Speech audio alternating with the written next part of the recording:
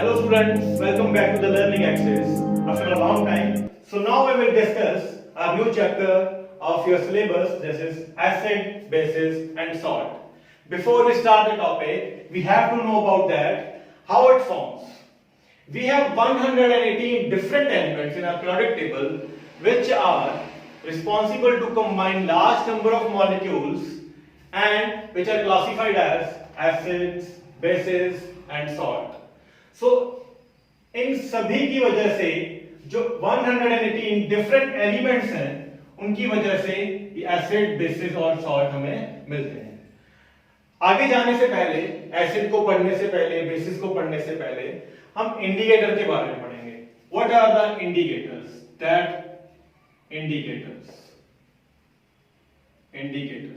Indicator एक dye की तरह सब्सटेंस है और एक केमिकल सब्सटेंस है which helps to determine the nature of solution. किसी भी सॉल्यूशन का नेचर जानना हो तो हम इंडिकेटर की हेल्प लेते हैं। मान लो कि यहां पे मैंने 3 बीकर रखे हैं, उन 3 बीकर्स में से किसी में कोई सॉल्यूशन पड़ा है, किसी में कोई सॉल्यूशन पड़ा है, लेकिन मेरे को उनका नेचर नहीं पता, तो मैं क्या करूंगा, कुछ इंडिकेटर्स का यूज करूंगा, उसकी वजह से कोई कलर चेंज होगा, जैसे कि देखते हैं हम आगे कैसे करना है। तो जो कलर चेंज होगा उसकी वजह से हम डिटरमाइन कर पाएंगे कौन सा सॉल्यूशन एसिड है और कौन सा base. So let's talk about the indicators. So indicator are classified into 3 terms. First one is natural, synthetic and olfactory. In natural indicator we have some example that litmus paper, turmeric, red cabbage. So synthetic में हमारे पास phenolphthalein, methyl orange है और olfactory में onion और vanilla है। एक एक करके हम elaborate करते हैं। What is litmus paper? First of all litmus paper कहां से बना? ये लाइकेंस से बना है। अब ये लाइकेंस क्या बना है? लाइकेंस क्या है? एक प्लांट है, ग्रीन प्लांट, जो वुड पल्प के ऊपर ग्रो होता है, ठीक है, और इसकी ग्रो होने की वजह है थैलोफाइट। थैलोफाइट की सेल डिवीजन के कारण ये लिटमस पेपर लाइकेन बनता है। उस लाइकेन को यूज करके हम लिटमस पेपर बनाते हैं। ज्यादा बायो नहीं करनी, हमें केमिस्ट्री की तरफ चलते हैं। तो थैलोफाइट की सेल डिवीजन से हमारे पास लिटमस पेपर हम बना लेते हैं। सो लिटमस पेपर का हम यूज करते हैं। यूज करने का मतलब क्या है कि मान लो मेरे पास यहां पे कोई सॉल्यूशन पड़ा है ए, कोई कंटेनर में सॉल्यूशन पड़ा है बी, और जब ए सॉल्यूशन में हम क्या करेंगे, लिटमस पेपर को डिप करेंगे। एक्चुअल में हमारे पास लिटमस पेपर पर्पल कलर में है। कौन सा कलर? पर्पल कलर में, light purple. When we dip litmus paper in A container, so यहां पे इसका पर्पल से कलर क्या हो जाएगा? पर्पल से कलर हो जाएगा रेड। जब रेड होगा तो मतलब हमें क्या पता लगेगा कि यहां पे क्या है? एसिड। अब हम बेस की तरफ चलते हैं। मान लो कि इस कंटेनर में बेस है लेकिन मेरे को नहीं पता। आप क्या करोगे? लिटमस पेपर को डिप करोगे और इसका कलर क्या हो जाएगा? पर्पल से ब्लू। सो हमें यहां से पता लग जाएगा लिटमस पेपर की हेल्प से which one is acid and which one is base.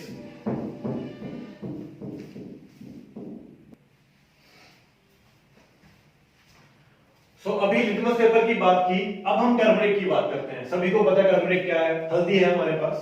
तो इसका कलर कैसा होता है? येलो। तो जब लिटमस पेपर का यूज किया हमने, एसिड बेस का पता लगा, अब टर्मरिक का यूज करते हैं। अगर मैं इस कंटेनर में डाल रहा हूं, सबसे पहले हल्दी का कलर क्या है? येलो। तो जब मैंने इसको एसिड वाले सॉल्यूशन में डाला, मेरे को नहीं पता था कि ये एसिड है।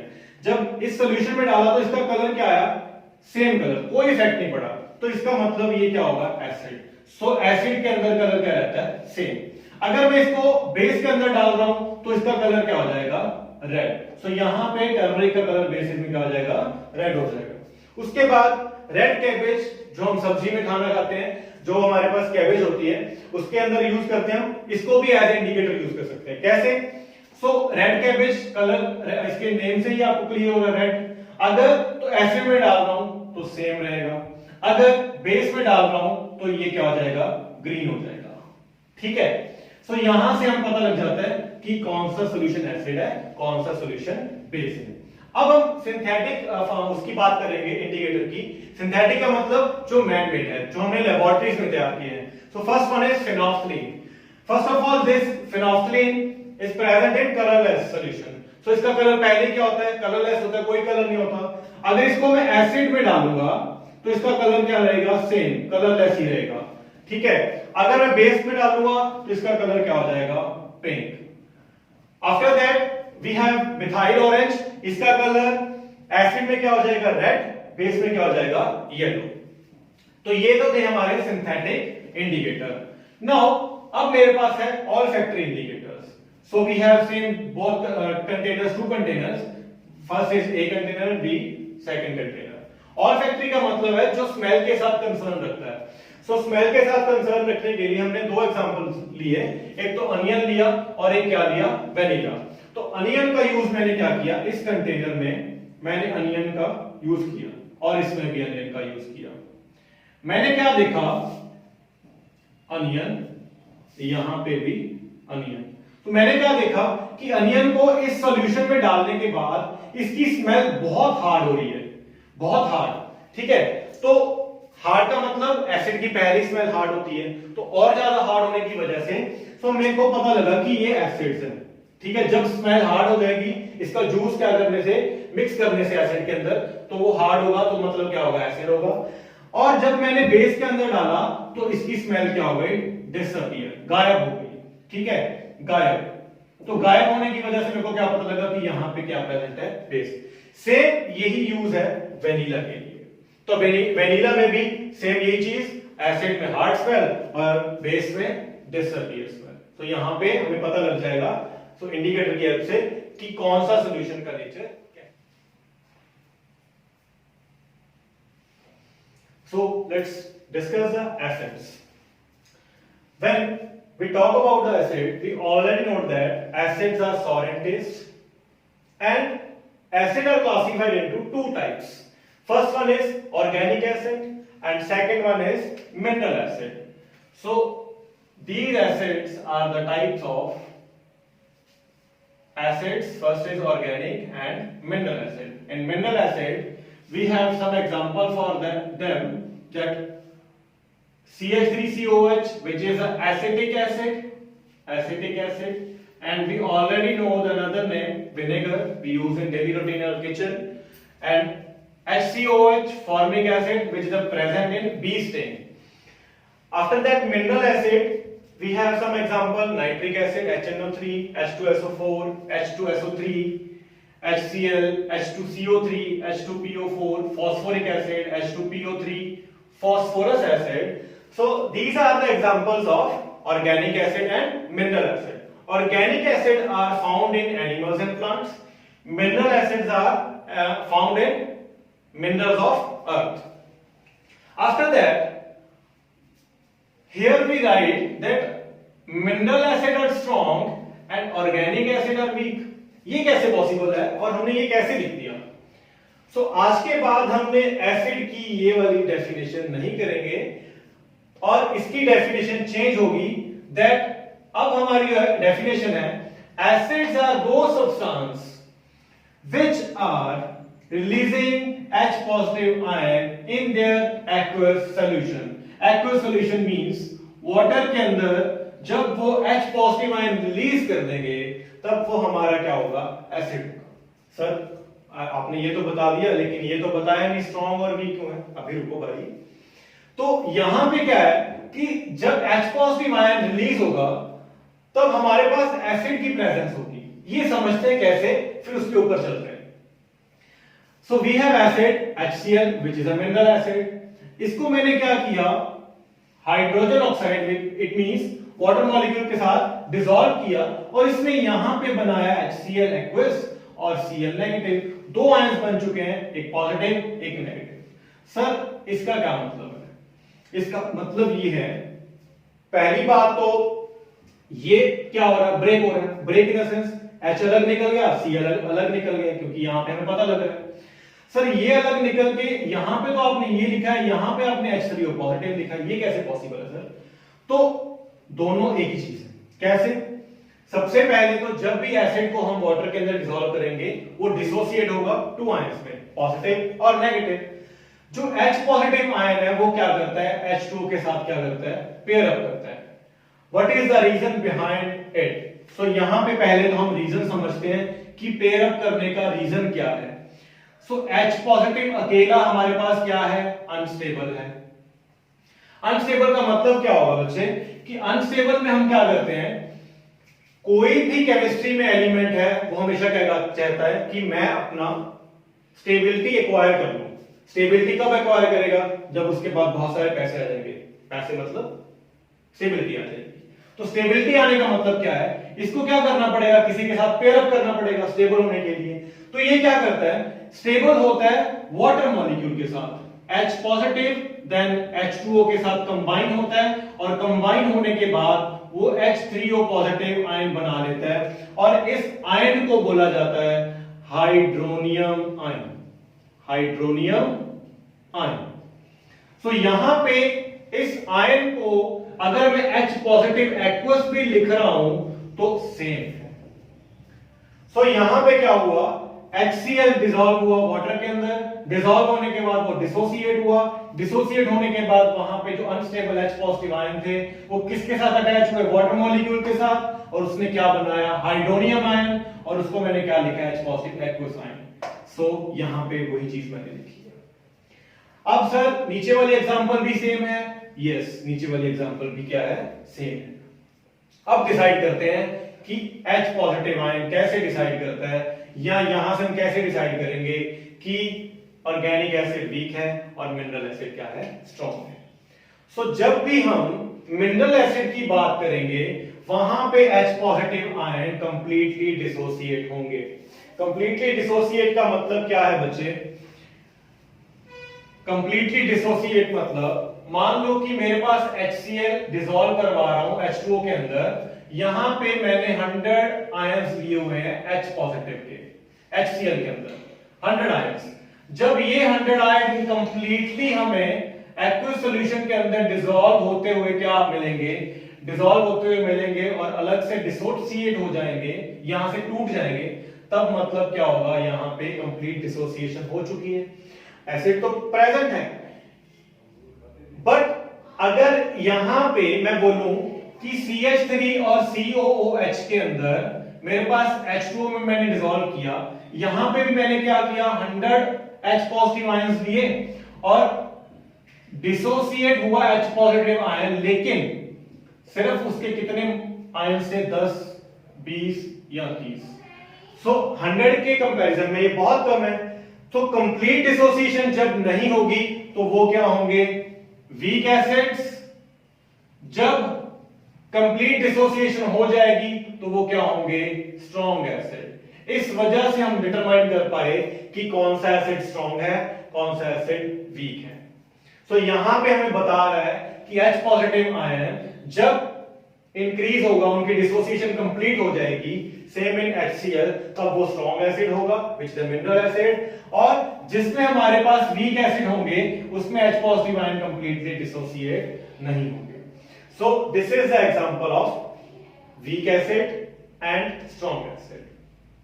अब यहां पे एक नोट लिखा है मैंने कि note number 2, the strength of acids depend upon the ionizable H positive ions. It means number of H positive ions directly proportional to the strength of acid. Sir ये क्या बोल दिया? सो यहां पे मैं क्या बोल रहा हूं, अगर मैं यही एग्जांपल ले रहा हूं, मान लो कि 100 मैंने यहां पे आयंस लिए और 100 के 100 डिसोसिएट हो गए। अगर तो number of H positive ion increase होंगे तो मतलब एसिड, उसका जो एसिड स्ट्रेंथ है, मतलब जो एसिड की स्ट्रेंथ है वो इंक्रीज होगी। अगर number of H positive ion कम होते हैं, कम डिसोसिएट होते हैं, तो वो क्या होगा, उसकी स्ट्रेंथ कम हो जाएगी। इसी वजह से हमने इसको स्ट्रॉन्ग दिया और इसको वीक का कैटेगराइज में रख दिया। सो उसके बाद नोट फर्स्ट सर आपने लिखा है water is amphoteric in nature. Sir amphoteric का क्या मतलब है? सो वाटर के पास एक यूनिक प्रॉपर्टी है, वाटर के पास एक यूनिक प्रॉपर्टी है कि वो एसिड भी है और वो बेस भी है। सर ये क्या बोल रहे हो आप? H2O dissociate in H positive और OH negative ion. This is a sign of equilibrium. यहां से यहां जाए ये मिल जाए, यहां से यहां जाए ये मिल जाए, इसका मतलब ये है। सो यहां पे मैंने क्या बोला, this is amphoteric in nature. So इसका क्या मतलब है, ये एसिड भी है और ये बेस भी है। समझते हैं इसको कैसे। मान लो कि HCl डिसॉल्व हो रहा है H2O के अंदर। अभी मैंने क्या बोला, H2O को इस तरह से मैंने लिखा हुआ है OH नेगेटिव, ये सर लिखा हुआ है। तो जब HCl क्या होगा, ब्रेक होगा, तो ये वाला H पॉजिटिव आयन इसके साथ अटैच होगा, अटैच होगा। अटैच होने के बाद ये क्या बनाएगा, H पॉजिटिव एक्वस सॉल्यूशन। ठीक है, तो यहां पे number of H positive ion increase हो गए। इंक्रीज होने से इसकी स्ट्रेंथ क्या हो जाएगी, इंक्रीज, स्ट्रॉन्ग हो जाएगा, और Cl नेगेटिव अलग हो जाएगा। तो यहां से हमें पता लगेगा कि H2O की वजह से H पॉजिटिव आयन इंक्रीज हो गए, और इंक्रीज होने की वजह से वो क्या होगा, स्ट्रॉन्ग एसिड। सेम जब बेस की बात करेंगे तब बेस में इसके एग्जांपल लेंगे, तो बेस में भी यही होगा। सो इसी वजह से water is an amphoteric in nature. It behave or it act as an acid or it act as a base according to the situation and condition. So यहाँ पे हम acid use कर रहे हैं, जिस वजह से H पॉजिटिव आयन की वैल्यू बढ़ गई, बढ़ने से क्या हो गया, वो strong acid. So this is the complete definition and basic concept of acids, जहां पे आपको एसिड के बाद कोई प्रॉब्लम नहीं आएगी कि एसिड स्ट्रॉन्ग क्यों होते हैं और वीक क्यों होते हैं, और एसिड्स को एसिड ही क्यों बोला जाता है और किस वजह से बोला जाता है। So this is the basic reason. इसी वजह से हम एसिड को समझते हैं कि वो कैसे डिसोसिएट होता है और कैसे वो स्ट्रॉन्ग और वीक होता है। Okay, after that we have two terms to elaborate the acids. First one is dilute acids and second is concentrated acids. So in dilute acid, the large amount of water present in acids is known as dilute, or less amount of water in acid is known as concentrated acid. Example कैसे करेंगे, मान लो कि मेरे पास a container है, एक B container है। A container के अंदर मेरे पास 100 ml मिल्क है, प्योर मिल्क, और यहां पे 50 ml वाटर है प्लस 50 ml क्या है, मिल्क है बी कंटेनर के अंदर। तो कौन सा प्योर होगा, ए वाला प्योर होगा, क्योंकि यहाँ पे कोई भी वाटर की वैल्यूज नहीं है, बहुत कम वैल्यूज ले रखी है। मान लो कि यहाँ पे मैंने क्या किया, 100 के साथ 100 के अंदर 90 ml तो मैंने मिल्क ले लिया और 10 ml मैंने क्या ले लिया, वाटर ले लिया। तो यहाँ पे जो वैल्यू है किसकी ज्यादा है, मिल्क की, तो कंसेंट्रेशन किसकी ज्यादा होगी, मिल्क की, तो कंसेंट्रेशन मिल्क की ज्यादा होगी। यहाँ पे कंसेंट्रेशन कम है क्योंकि 100 ml तो क्या है, वाटर, 100 ml क्या है, मिल्क। सेम एज जब एसिड की बात करेंगे तो एसिड के अंदर हमारे पास क्या होता है कि कंसंट्रेटेड में अमाउंट क्या होती है, लेस होती है, और डाइल्यूट के अंदर अमाउंट ज्यादा होती है।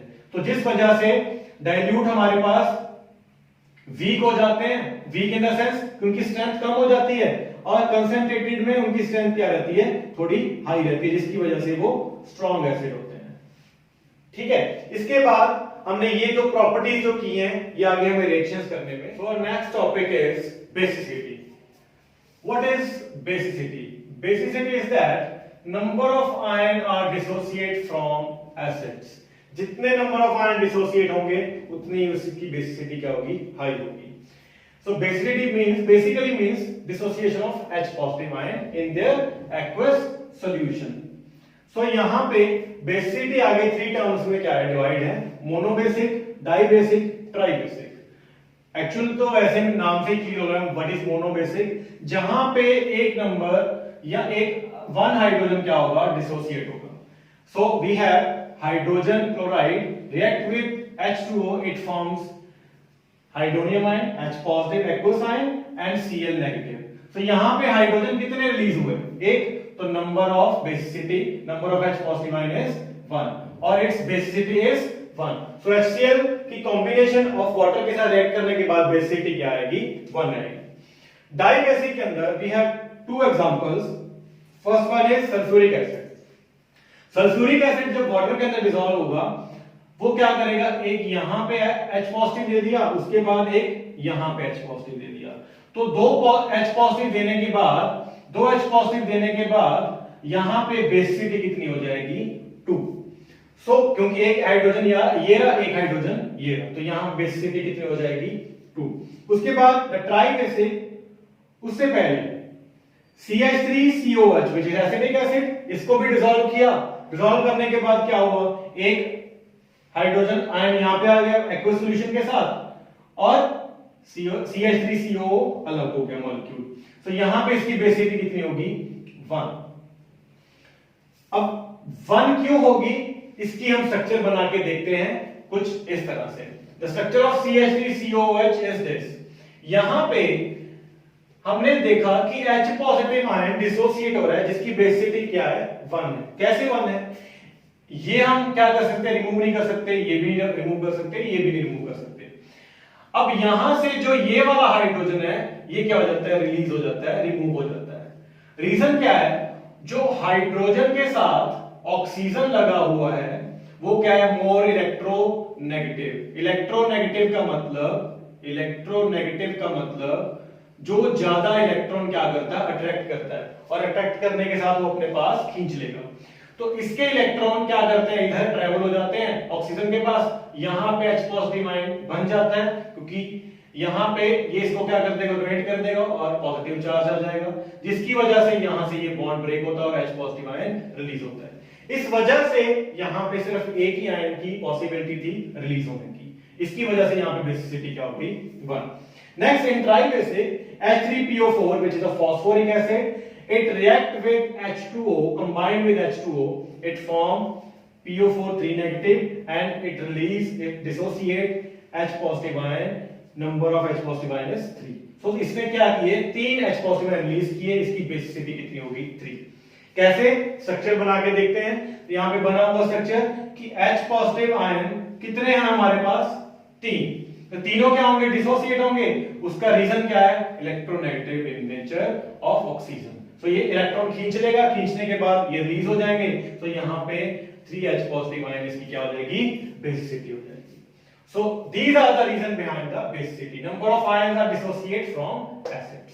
Number of ions are dissociate in higher value, the value of basicity is higher, or lesser release of dissociate of H positive ion, so उसकी value क्या होगी। Start are properties of acids.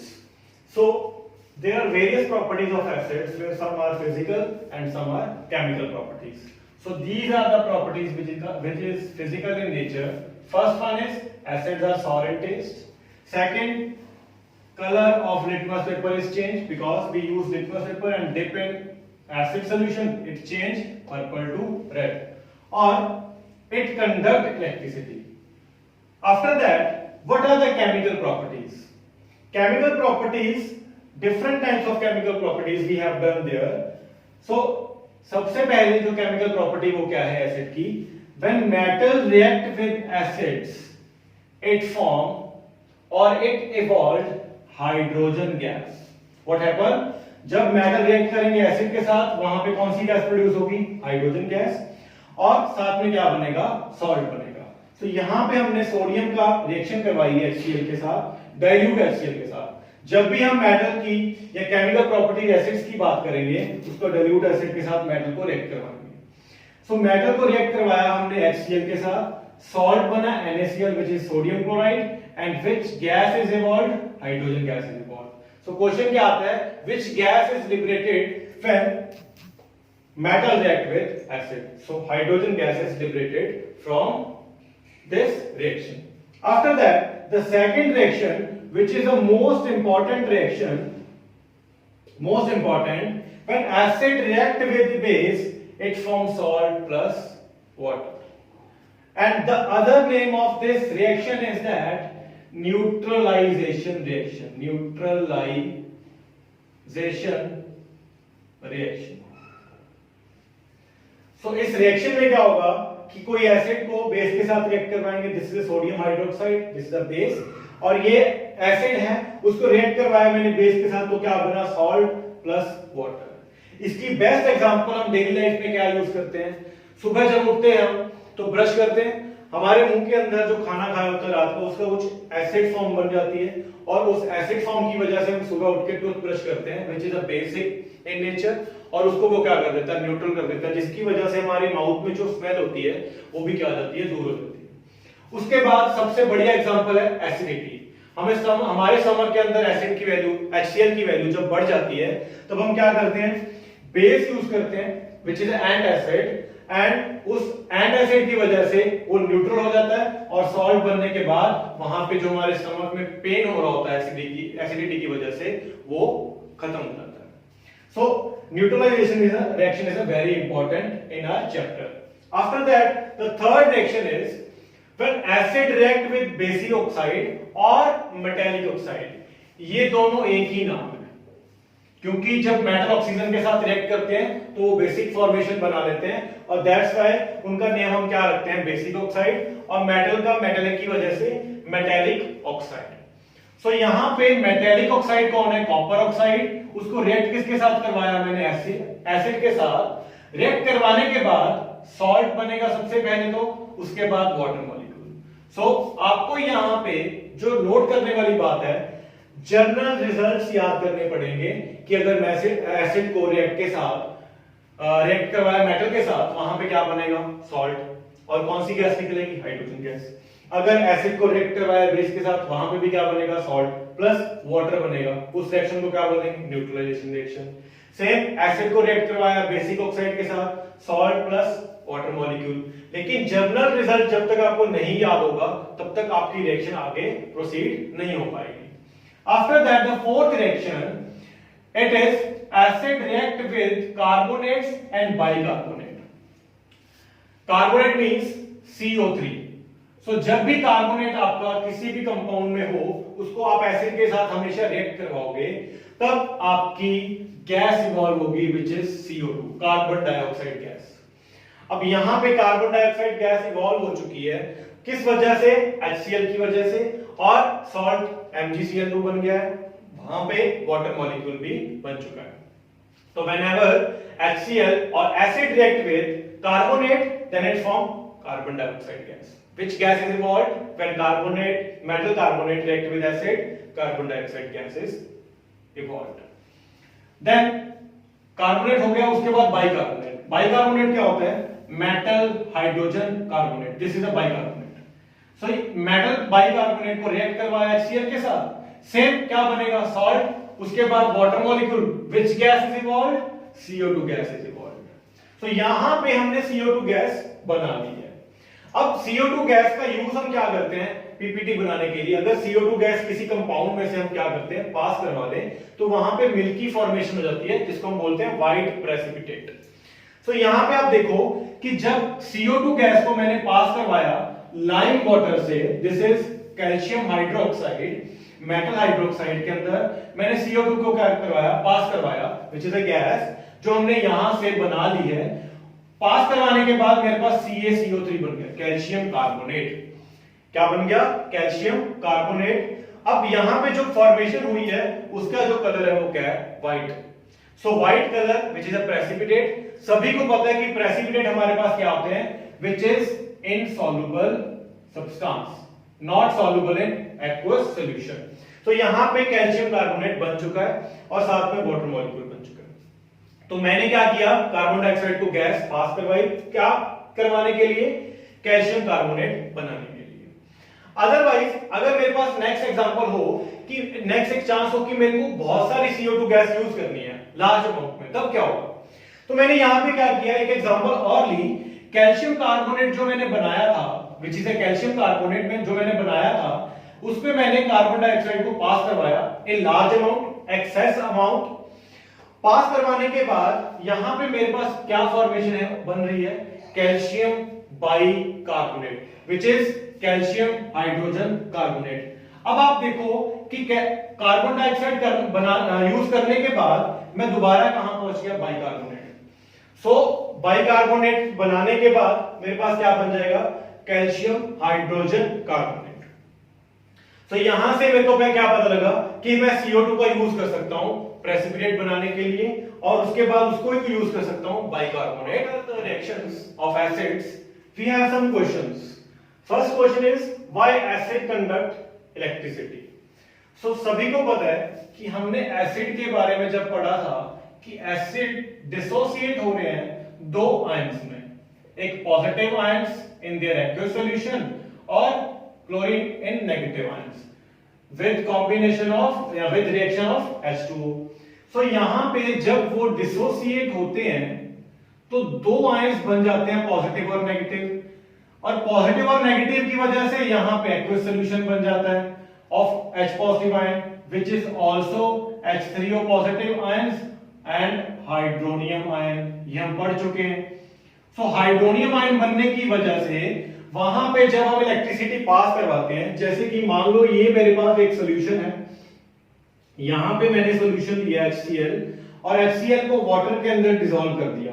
Dissolve करने के बाद यहां पे मैंने एक वायर को इधर डिप किया इधर अंदर, और यहां पे मैंने एक बल्ब को क्या किया, अटैच किया, साथ में यहां पे मैंने एक बैटरी लगाई, दिस इज द बैटरी, और यहां पे मैंने इसको डिप किया, ठीक है, और एक यहां पे मैंने स्विच लगा दी, दिस इज द स्विच। तो स्विच लगाने के बाद जब मैंने इसको ऑन किया तो ये ग्लो कर रहा था, ठीक है। तो ग्लो करने का रीजन क्या हुआ, क्योंकि अगर पॉजिटिव नेगेटिव आयन इस सॉल्यूशन में प्रेजेंट होंगे, इंप्योरिटीज प्रेजेंट होंगी, उसकी वजह से हमारा क्या होगा, करंट पास हो जाएगा।